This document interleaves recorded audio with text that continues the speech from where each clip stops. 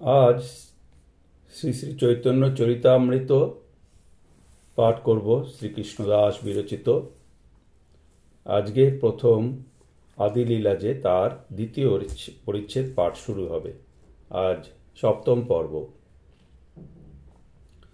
ওম গুরবে গৌরচন্দ্রায় রাধিকায়ে তদালয়ে কৃষ্ণায় কৃষ্ণ ভক্তায় তদ্ভক্তায় নমো নমঃ। উজ্জ্বল বর্ণ গৌরবর দেহং বিলসিতি নিরবধি ভাব বিদেহং ত্রিভুবন পাবন কৃপয়ালেশং প্রণমামি শচীসুতং গৌরবরং। শ্রীচৈতন্য প্রভুং বন্দে বালোপি যদ অনুগ্রহাৎ তরেৎ নানামত গ্রাহ্য ব্যাপ্তং সিদ্ধান্ত সাগরম। যার অনুগ্রহে বালকের ন্যায় অজ্ঞ নানাবিধ মতরূপ গম্ভীরাদি দ্বারা পূর্ণ সিদ্ধান্তরূপ সমুদ্র উত্তীর্ণ হতে পারে, অর্থাৎ নানাবিধ কুতর্ক যুক্ত শাস্ত্র সিদ্ধান্ত পার হতে পারে, সেই শ্রীচৈতন্য মহাপ্রভুকে বন্দনা করি। শ্রীচৈতন্য মহাপ্রভু কৃপা করে যাকে তার তত্ত্ব জানান, একমাত্র তিনিই তা জানতে পারেন। বহু শাস্ত্র আলোচনা দ্বারা তা কেউ জানতে পারে না। শ্রীচৈতন্য পরতত্ত্বের পরাকাষ্ঠা, পরতত্ত্ব স্বপ্রকাশ বস্তু। সুতরাং তিনি যদি কৃপা করে বালকের চিত্ত সেই তত্ত্ব প্রকাশ করেন, তাহলে বালকও তা উপলব্ধি করতে পারে। তাই কবিরাজ গোস্বামী মহাশয় জানিয়েছেন, সিদ্ধান্ত বলিতে চিত্তে না করহ অলস, ইহা হইতে কৃষ্ণে লাগে সুদৃঢ় মানস। শ্রীকৃষ্ণ চৈতন্য যে শ্রেষ্ঠ পরতত্ত্ব, সিদ্ধান্তের এই সুদৃঢ়তাই তার কৃপাপ্রাপ্তির একমাত্র উপায়। কৃষ্ণৎ কীর্তন গান নর্তন কলা গাথজনী ভ্রাজিতা সদ্ভক্তা বলি অহং সচক্র মধুপ শ্রেণী বিহারাস্পদম। কর্ণানন্দী কলাধ্বনির বহতু মে জিহ্বামরু প্রাঙ্গণে শ্রীচৈতন্য দয়ানিধে তব লসৎ লীলা সুধাসর ধুনি। হে দয়ার সাগর শ্রীচৈতন্য, যা তোমার শ্রীকৃষ্ণ বিষয়ক উচ্চ সংকীর্তনের, গানের এবং নৃত্যের বৈদগ্ধরূপ পদ্ম দ্বারা সুশোভিত, যা সাধু ভক্তমণ্ডলী রূপ হংস চক্রবাক ও ভ্রমরগণের বিহার স্থান, এবং যার মধুর কলধ্বনি কর্ণের আনন্দদায়ক, তোমার সেই সমুজ্জ্বল লীলারূপ অমৃত মন্দাকিনী আমার এই জিহ্বারূপ মরুভূমিতে প্রবাহিত হোক।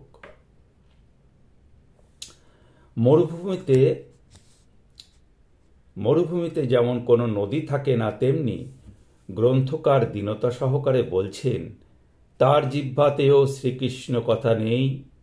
তবে মরুভূমিতে নদী প্রবাহিত হলে যেমন শুষ্ক মরুভূমি জলময় ও সরস হয়ে ওঠে, তেমনি শ্রীকৃষ্ণের লীলাকথা কৃপা করে যদি জিহ্বায় স্ফুরিত হয়, তবে নীরস জিহ্বাও সরস ও ধন্য হতে পারে। হংসাদি যেমন সর্বদাই জলে বিহার করে আনন্দ পায়, রসিক ভক্তগণ তেমনি শ্রীচৈতন্যের লীলাকথা আস্বাদন ও আলোচনা করে অপরিমেয় আনন্দ অনুভব করেন। হংস চক্রবাক ও ভ্রমর, এই তিন প্রকার জীবের সঙ্গে ভক্তগণের তুলনা দেওয়ায় শ্রীচৈতন্যের অমৃতময়ী লীলা আস্বাদক কনিষ্ঠ অধিকারী, মধ্যম অধিকারী ও উত্তম অধিকারীকে বোঝানো হয়েছে। জয় জয় শ্রী চৈতন্য, জয় নিত্যানন্দ, জয় অদ্বৈত চন্দ্র, জয় গৌর ভক্তবৃন্দ। তৃতীয় শ্লোকের অর্থ করি বিবরণ, বস্তু নির্দেশ রূপ মঙ্গলাচরণ। যদদ্বৈতং ব্রহ্মোপনিষদি তদপশ্যতনুভা, যত্তন্তর্যামী পুরুষ ইতি সোऽস্যংশ বিভবম। শরৈশ্বর্যৈ পূর্ণ জয় হো ভগবান স্বয়ময়ম, ন চৈতন্যাৎ কৃষ্ণাৎ জগতি পরতত্ত্বং পরমিহং। প্রথম পরিচ্ছেদে যে তৃতীয় শ্লোকটি বলেছিলেন, তিনি উল্লেখ করেছিলেন, সেই তৃতীয় শ্লোকটির এখন বিশদভাবে তিনি ব্যাখ্যা করবেন।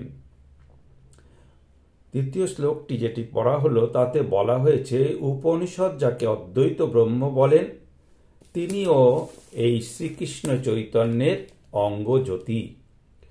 যোগশাস্ত্রে যোগীগণ যে পুরুষকে অন্তর্যামী আত্মা বলেন তিনি এর আংশিক বিভূতি। এমনকি তত্ত্ববিচারে যাকে ষড়ৈশ্বর্যপূর্ণ ভগবান বলা হয় তিনিও স্বয়ং ইনি, অর্থাৎ শ্রীকৃষ্ণ চৈতন্যেরই অভিন্ন স্বরূপ। এই জগতে শ্রীকৃষ্ণ চৈতন্য অপেক্ষা পরতত্ত্ব বা শ্রেষ্ঠ বস্তু আর কিছু নেই।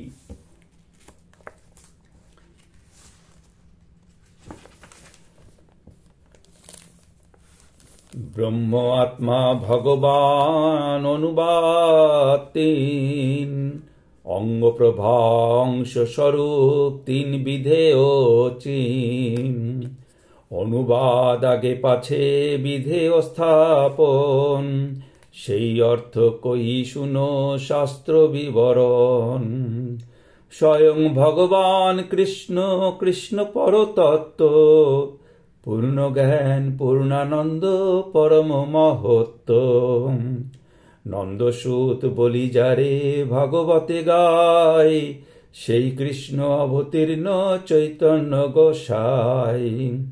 প্রকাশ বিশেষেতে হো ধরে তিন নাম, ব্রহ্ম পরমাত্মার পূর্ণ ভগবান। এই যে তৃতীয় শ্লোকটির ব্যাখ্যা করছেন সেটি বাংলা পয়ারে এখন তিনি বিশদভাবে বলছেন। ব্রহ্ম আত্মা ভগবান, অনুবাদ তিন, অঙ্গ প্রভা অংশ স্বরূপ তিন বিধেয় চিহ্ন। ব্রহ্ম আত্মার ভগবান, এই তিন প্রকার উপাস্যের কথা আমাদের প্রায় সকলের জানা থাকলেও এই তিন তত্ত্বের স্বরূপ অনেকেরই জানা নেই। ব্রহ্ম হচ্ছে শ্রীকৃষ্ণ চৈতন্যের অঙ্গকান্তি, আত্মা হচ্ছে শ্রীকৃষ্ণ চৈতন্যের অংশ এবং ভগবান শ্রীকৃষ্ণ চৈতন্যের অভিন্ন স্বরূপ বা বিলাস স্বরূপ। তবে যদ্বৈতাং শ্লোকের ভগবান শব্দ দ্বারা বোঝা যায় পরম বোম অধিপতি নারায়ণী শ্রীকৃষ্ণ বা শ্রীকৃষ্ণ চৈতন্যের অভিন্ন স্বরূপ বা বিলাস স্বরূপ। ব্রহ্ম আত্মা ভগবান এই তিনটি অনুবাদ এবং অঙ্গ প্রভা অংশ এবং স্বরূপ এই তিনটি হল বিধেহ। বিদেহ কহিতারে যে বস্তু অজ্ঞাত, অনুবাদ কহিতারে যেই হয় জ্ঞাত।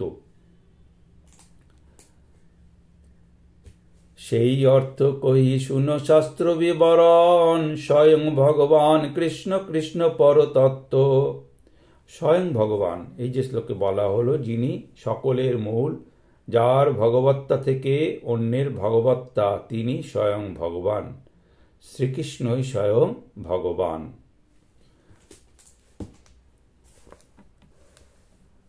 এরপরে বলা হয়েছে যে সেই স্বয়ং ভগবান কৃষ্ণ এবং কৃষ্ণ পরতত্ত্ব।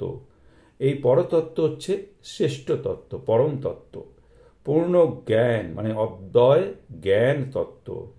চিৎ বস্তুকে জ্ঞান বলে, পরম মহত্ব অর্থাৎ পরম শ্রেষ্ঠ বস্তু। পূর্ণ জ্ঞান পূর্ণানন্দ পরম মহত্ব, নন্দসূত বলি যারে ভাগবতে গাই, সেই কৃষ্ণ অবতীর্ণ চৈতন্য গোসাই, প্রকাশ বিশেষেতেও ধরে তিন নাম, ব্রহ্ম পরমাত্মার পূর্ণ ভগবান। তিনি প্রকাশ বিশেষে অর্থাৎ আবির্ভাব ভেদে সেই ভগবান শ্রীকৃষ্ণ তিনটে নাম ধরেছেন। তিনি একটি ব্রহ্ম, আরেকটি পরমাত্মা, আরেকটি পূর্ণ ভগবান।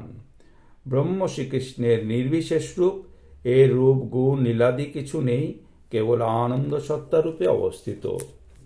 শ্রীমদ্ ভগবতে বলা হয়েছে, বদন্তি তত্ত্ববিদ তত্ত্বং যদ জ্ঞানমদ্ময়ম ব্রহ্মেতি পরমাত্মেতি ভগবানিতি শব্দতে। যা অদ্বয় জ্ঞান, তত্ত্বজ্ঞ পণ্ডিতগণ তাকেই তত্ত্ব বা পরম পুরুষার্থ বস্তু বলেন। সেই তত্ত্বই ব্রহ্ম, পরমাত্মা ও ভগবান, এই তিন নামে কথিত হয়ে থাকেন। তাহার অঙ্গের শুদ্ধ কিরণ মণ্ডল, উপনিষদ কহে তারে ব্রহ্ম সুনির্মল। চর্মচক্ষে দেখে জৈসে সূর্য নির্বিশেষ, জ্ঞান মার্গে লইতে নারে কৃষ্ণের বিশেষ। পরমাত্মা যে বলা হলো, ব্রহ্ম ইতি পরমাত্মা ইতি, সেই পরমাত্মা হচ্ছেন অন্তর্যামী। অন্তর্যামী আবার তিন প্রকার: কারণার্ণবশায়ী পুরুষ, গর্ভোৎসায়ী পুরুষ এবং ক্ষীরোৎসায়ী পুরুষ। এরা সকলেই কিন্তু সবিশেষ রূপ গুণাদি বিশিষ্ট। এরা স্বয়ং ভগবান শ্রীকৃষ্ণের অংশ বিভূতি। কিন্তু এখানে কেবল ব্যষ্টি জীবের যে অন্তর্যামী অর্থাৎ ক্ষীরোৎসায়ী চতুর্ভুজ পুরুষরূপী পরমাত্মাকেই লক্ষ্য করা হয়েছে, যিনি যোগীদের উপাস্য। পূর্ণ ভগবান যে বলা হয়েছে, পরম বোমধিপতি সরৈশ্বর্য পূর্ণ নারায়ণকে এই পয়ারে ভগবান বলা হয়েছে। চতুর্ভুজ শ্যামবর্ণ এই নারায়ণ শ্রীকৃষ্ণের বিলাসস্বরূপ, ইনি ভক্তিমার্গের উপাস্য। আর শ্রীকৃষ্ণের বা শ্রীকৃষ্ণ চৈতন্যের অঙ্গের অপ্রাকৃত জ্যোতিসমূহের কথা বলা হয়েছে, যেখানে বলা হয়েছে যে ব্রহ্মেতি পরমাত্মেতি ভগবান ইতি শব্দতে ব্রহ্ম ইতি, এই জ্যোতিসমূহের কথা বলা হয়েছে। তাহার অঙ্গের শুদ্ধ কিরণমণ্ডল, উপনিষদ কহে তারে ব্রহ্ম সুনির্মল। উপনিষদ অর্থাৎ শ্রুতি বা বেদের যে জ্ঞান কাণ্ড, শ্রুতি সাধারণত দু প্রকার হিসেবে আমরা দেখেছি, নির্বিশেষ ব্রহ্মের যে বিবরণ আর সবিশেষ ব্রহ্মের বিবরণ, এই দুটি। এই নির্বিশেষ ব্রহ্মের বিবরণ সংবলিত যে শ্রুতিগুলি, সেটি হচ্ছে উপনিষদ। জ্ঞানমার্গী অদ্বৈতগণ এই উপনিষদের বিশেষভাবে সমাদর করে থাকেন। এই অদ্বয় জ্ঞান তত্ত্ব শ্রীকৃষ্ণের নির্বিশেষ স্বরূপটি মাত্র অনুভব করতে পারেন। ব্রহ্ম সংহিতা ৫ম অধ্যায় ৪০ নম্বর শ্লোকে বলা হয়েছে, যস্য প্রভা প্রভবত জগদণ্ড কোটি কোটিষু অশেষ বসুধাদি বিভূতির ভিন্নম তদ্ব্রহ্ম নিষ্কলমনন্ত অশেষ ভূতম গোবিন্দমাদিপুরুষং তমহং ভজামি। অনন্ত কোটি ব্রহ্মাণ্ডে অশেষ বসুধাদি বিভূতি দ্বারা যিনি ভেদ প্রাপ্ত, সেই পূর্ণ অন্তহীন এবং অশেষ ভূত ব্রহ্ম প্রভাবশালী যার প্রভা, আমি সেই আদিপুরুষ গোবিন্দকে ভজনা করি। এই শ্লোকটি সৃষ্টিকর্তা ব্রহ্মার উক্তি। শ্রী গোবিন্দের মহিমা বর্ণন করতে গিয়ে তিনি বলছেন, অনন্ত কোটি ব্রহ্মাণ্ডে অনন্ত কোটি পৃথিবী আদি লোক আছে। এদের প্রত্যেক লোকেই বায়ু, আকাশ প্রভৃতি রূপে শ্রী গোবিন্দের অনন্ত বিভূতি বিরাজিত। পৃথিবী আদিও তারই বিভূতি। সর্বব্যাপী পূর্ণ ব্রহ্মেরই তিনি জগৎ সৃষ্টির মূল কারণ। তিনি কারণ রূপে এক হয়েও অনন্ত কার্যরূপে নানা ভেদপ্রাপ্ত হয়েছেন। এমন ব্রহ্ম যার প্রভা বা অঙ্গকান্তি আমি সেই গোবিন্দেরই ভজনা করি। এখানে পৃথিবী থেকে সূর্যকে যেমন হস্তপদাদি শূন্য জ্যোতিপুঞ্জ মাত্র বলে মনে হয়, ঠিক তেমনি জ্ঞানমার্গীগণ অদ্বয় জ্ঞানতত্ত্ব শ্রীকৃষ্ণের সম্যক রূপ উপলব্ধি না করতে পারে, তার নির্বিশেষ স্বরূপকেই অনুভব করেন। কেবল ভক্তিমার্গের উপাসকগণ তার স্বয়ং রূপ অনুভব করতে পারেন, যেটি এই উপরের পয়ারে বলা হলো, চর্মচক্ষে দেখে জইছে সূর্য নির্বিশেষ, জ্ঞান মার্গে লইতে নারে কৃষ্ণের বিশেষ। কোটি কোটি ব্রহ্মাণ্ডে যে ব্রহ্মের বিভূতি, সেই ব্রহ্ম গোবিন্দের হয় অঙ্গকান্তি। সে গোবিন্দ ভজি আমি তেহ মোর পতি, তাহার প্রসাদে মোর হয় সৃষ্টি শক্তি। শ্রীমদ্ ভাগবতেও এর প্রসঙ্গেই বলেছেন, মুনয় বাত বাসনা শ্রমণা ঊর্ধ্বমন্থিন, ব্রহ্মাক্ষং ধামতে জান্তি শান্তা সন্ন্যাসিন অমলা।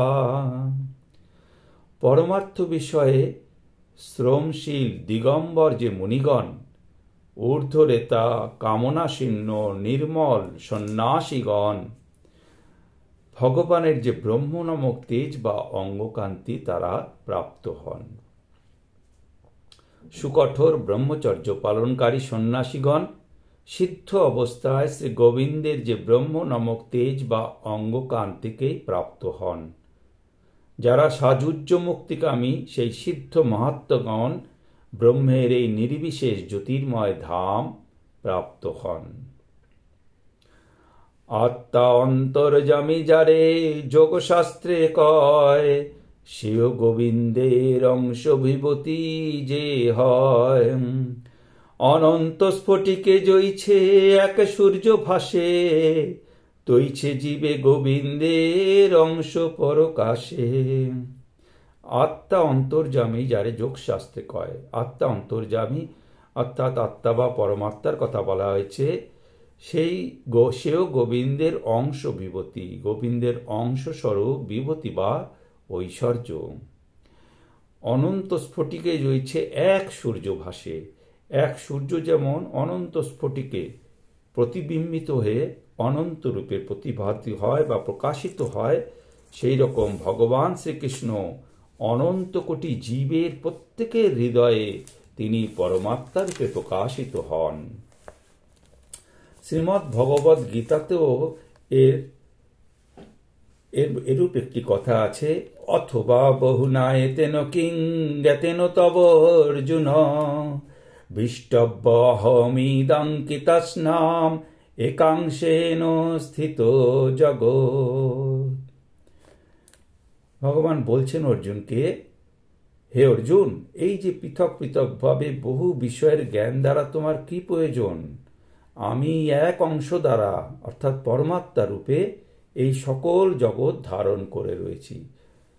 ভগবান শ্রীকৃষ্ণ অর্জুনকে বিভিন্ন বিভূতির কথা বলে তারপর এই কথাই বললেন যে আমি পরমাত্মা রূপে এই সকল জগৎকে ধারণ করে রেখেছি। তোমার আলাদা আলাদা করে বিভিন্ন বিভূতি জেনে কি হবে? এইটি জেনে রেখো তুমি। একটি জগতের এই যে চিত ও জড়াত্মক প্রকৃতি, ভগবান শ্রীকৃষ্ণই এক অংশে পরমাত্মা রূপে তাকে ধারণ করে আছেন।